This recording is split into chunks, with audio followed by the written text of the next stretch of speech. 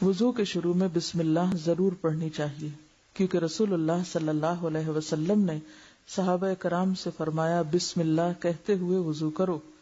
واضح رہے کہ وضو کی ابتدا کے وقت صرف بسم اللہ کہنا چاہیے، الرحمن الرحیم کے الفاظ کا اضافہ سنت سے ثابت نہیں۔ نبی صلی اللہ علیہ وسلم نے فرمایا جو شخص وضو کے شروع میں اللہ کا نام نہیں لیتا اس کا وضو نہیں۔ پھر دونوں ہاتھ پونچھوں تک 3 بار دھوئیں۔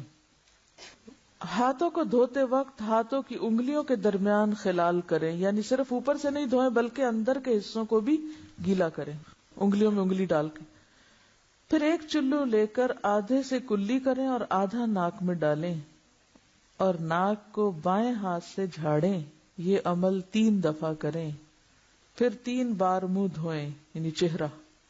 پھر ایک چلو لے کر اسے ٹھوڑی کے نیچے داخل کر کے داڑھی کا خلال کریں۔ پھر دایاں ہاتھ کوہنی تک 3 بار دھوئیں، پھر بایاں ہاتھ کوہنی تک 3 بار دھوئیں۔ ایلبو کو کہتے ہیں کونی، اور یہ جو ہڈی ہے یہ شامل ہونی چاہیے اس میں۔ پھر سر کا مسح کریں۔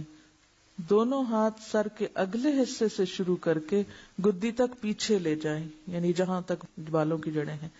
پھر پیچھے سے آگے اسی جگہ لے آئیں جہاں سے مسح شروع کیا تھا، یعنی جیسے خواتین کے بال لمبے ہوتے ہیں یا ان کے الجھنے کا ڈر ہوتا ہے تو آپ اس کو اس طرح کر کے بھی آہستہ آہستہ لا سکتے ہیں، ضروری نہیں کہ پورے بال پیچھے سے آگے الٹائیں۔ آپ نے سر کا 1 دفعہ مسح کیا، سر کا مسح 3 بار نہیں 1 بار، لیکن پورے سر کا مسح۔ پھر کانوں کا مسح اس طرح کریں کہ شہادت کی انگلیاں دونوں کانوں کے سوراخوں سے گزر کر کانوں کی پشت پر انگوٹھوں کے ساتھ مسح کریں۔ کانوں کا مسح اس طرح کریں کہ شہادت کی انگلیاں دونوں کانوں کے سوراخوں سے گزار کر کانوں کی پشت پر انگوٹھوں کے ساتھ مسح کریں، انگوٹھے پیچھے اور شہادت کی انگلی سوراخوں کے اندر۔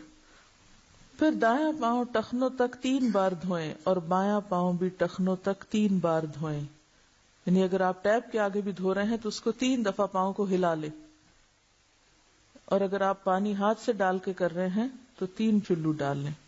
جب وضو کریں تو ہاتھ اور پاؤں کی انگلیوں کا خلال کریں، یعنی پاؤں کی انگلیوں کے اندر بھی انگلی ڈالیں، چھوٹی انگلی۔